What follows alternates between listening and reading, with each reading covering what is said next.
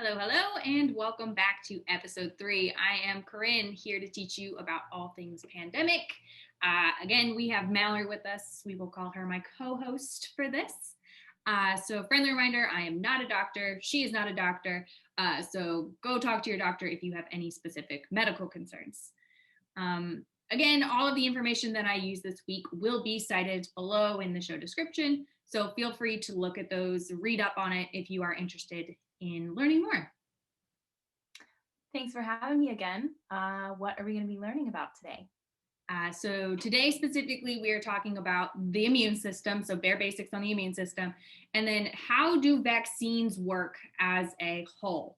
In the next couple of weeks, I'm going to be talking more specifically about the COVID vaccine. So how do they work? What is their safety? And just kind of all of the concerns that people have asked me about the COVID vaccine.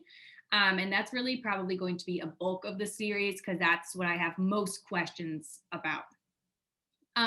So to start this, and not to put you on the spot, but what do you know about vaccines?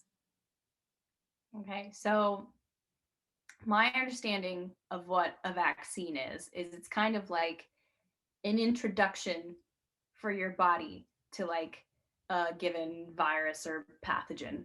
Mhm. And it's like they give it to you in more or less like an inactive form so that your body kind of gets used to it.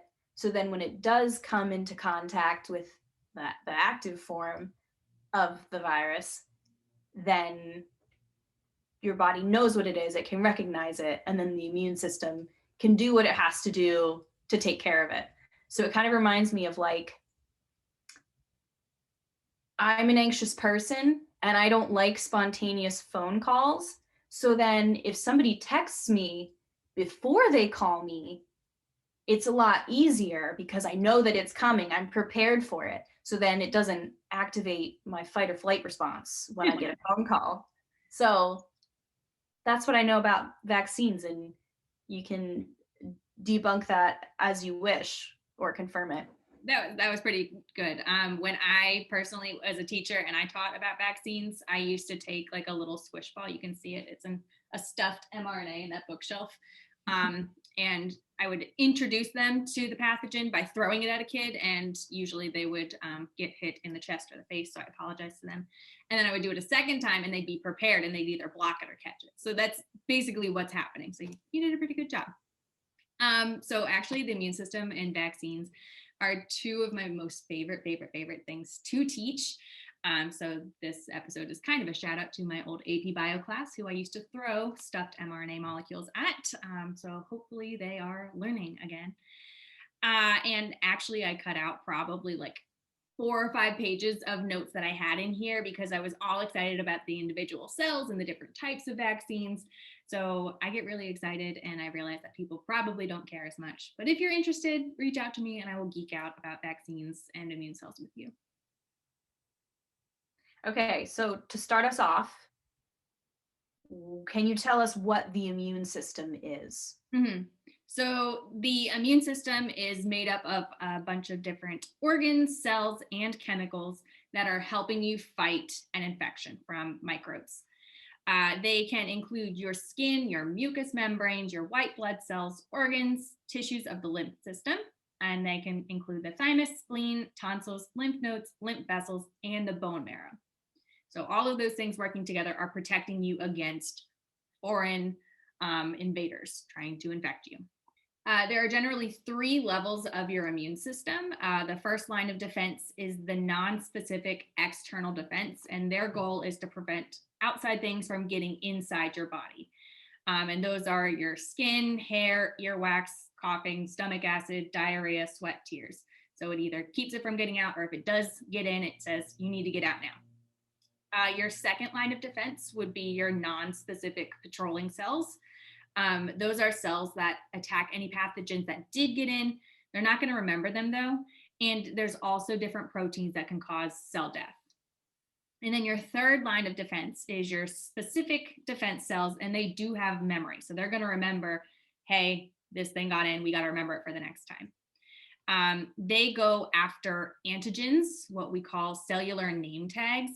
And they're going to remember that specific pathogen for the next time, and it causes a faster attack. Okay, so how does the immune system work? Okay, so this is actually where I left a lot out because I had all of this stuff about all the individual cells, and I said people probably don't care. So very, very basics here. So the immune system begins once a pathogen enters your body. And we have two parts of the immune system. We have the innate immune system and the adaptive immune system. So both of those different response. So we have the innate immune system, which is non-specific. You are born with it. It is a rapid general response to pathogens. These are generally your white blood cells that are just going to engulf pathogens. They see it, they eat it, they get rid of it. And it's also this thing called the complement system, and it kills foreign cells.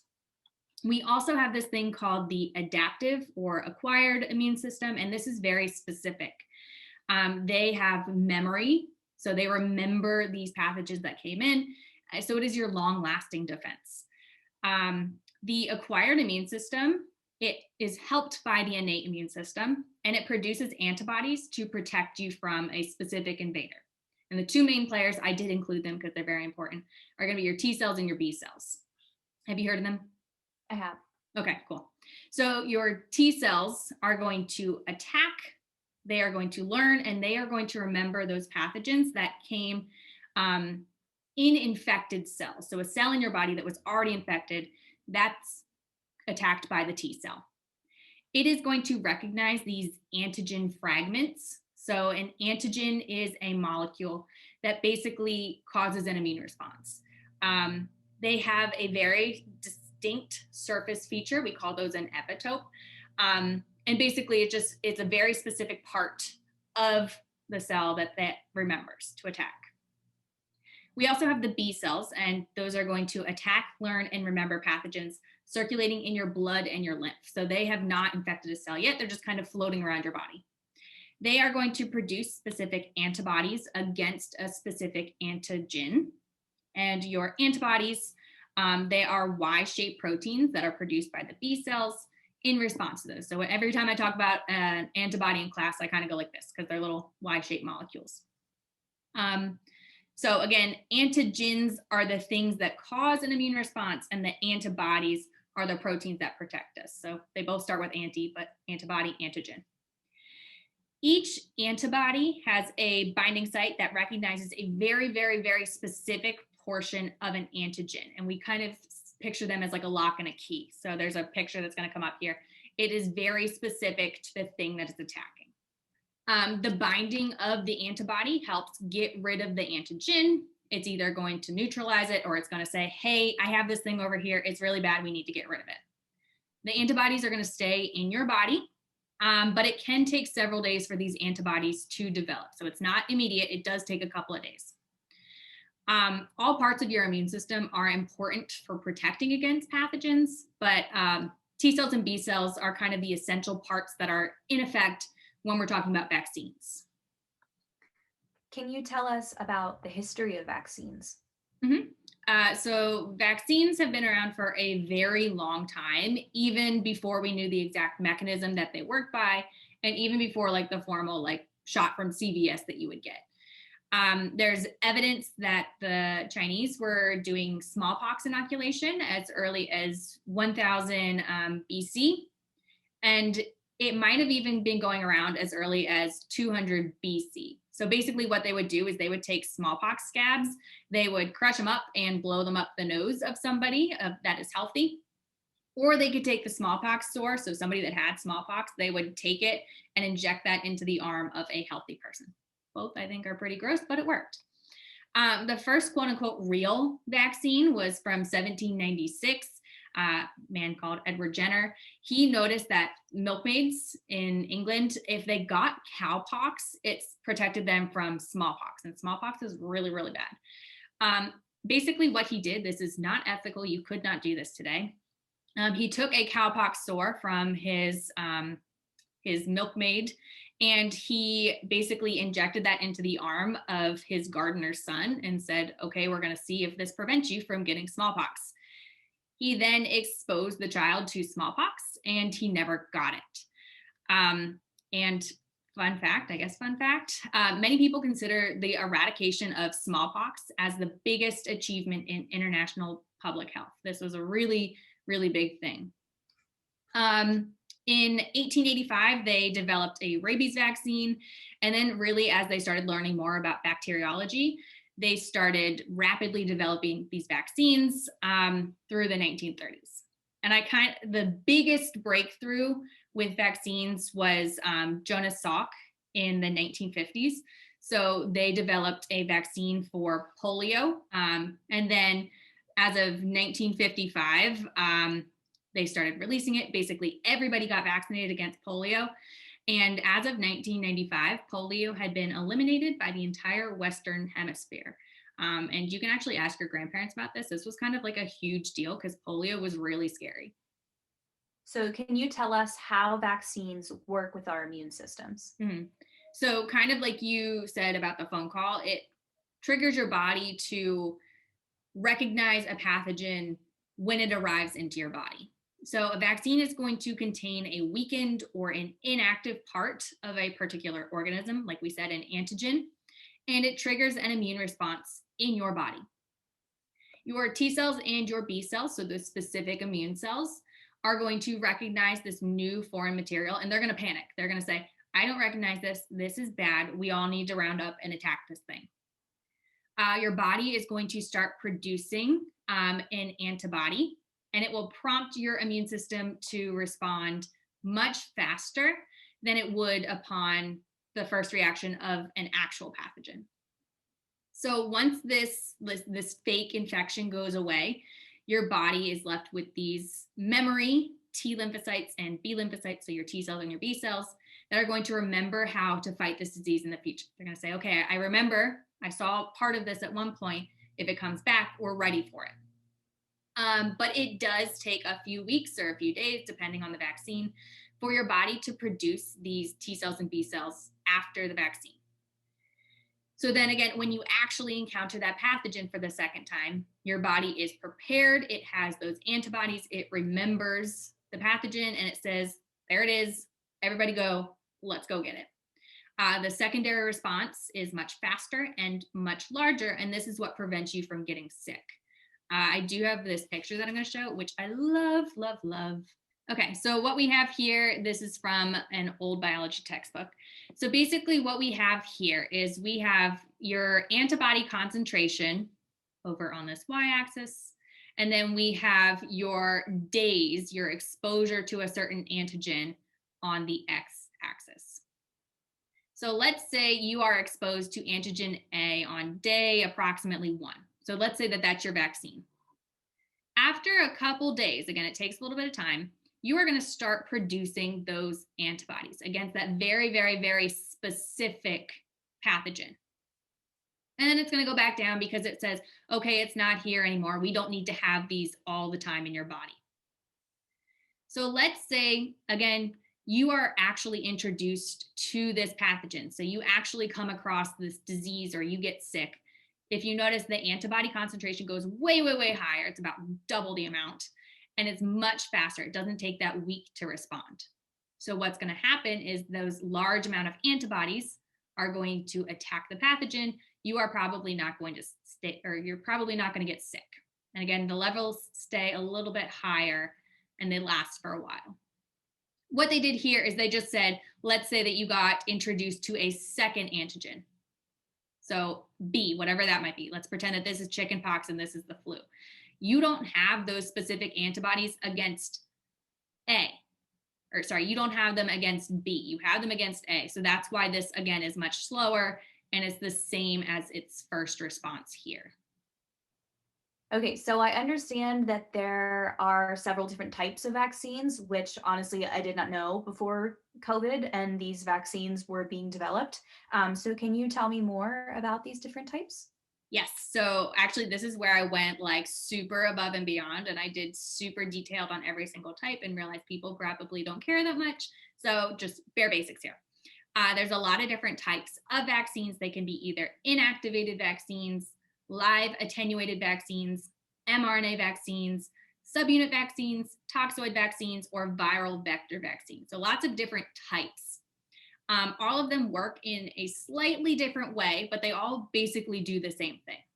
Again, introduce your body to a certain virus or bacteria to prepare you for making those antibodies. And then once you actually encounter that pathogen, your body is prepared and it is ready to fight it off. But what I will do in the next couple of weeks, I'm going to break down, like I was going to do, I'm going to break down the mRNA and the viral vector vaccines in the next couple of weeks, because those are the two types of vaccines for against COVID right now. So the Pfizer and Moderna vaccines are mRNA vaccines, and the Johnson & Johnson vaccine is a viral vector vaccine. Both are super cool, and I'm really excited to talk about them in the next couple of weeks. And I actually just got my first dose of the mRNA COVID vaccine last week. So yay. So why do we need boosters or multiple doses of some vaccines? Mm-hmm. So for some types of vaccines, the first dose might not provide as much immunity as possible or as you need. So more than one dose is needed to get that complete immunity. For some vaccines, after a while, that immunity tends to wear off. And at that point, you do need that booster shot to help bring that immunity level back up. It says, hey, wait, don't forget about this. The booster dose occurs generally several years after you get the first one. So I always think of tetanus. You generally get that like every 10 years and we always forget about it. I know that mom used to keep a list above the cabinet to say when we last got our tetanus vaccine. So check afterwards, see if it's there.